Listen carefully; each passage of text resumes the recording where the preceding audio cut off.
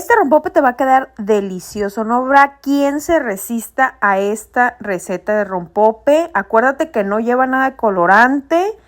Todo es natural, reina. Te aguanta en el refri. Aquí te voy a dejar la receta. Tienes el paso a paso.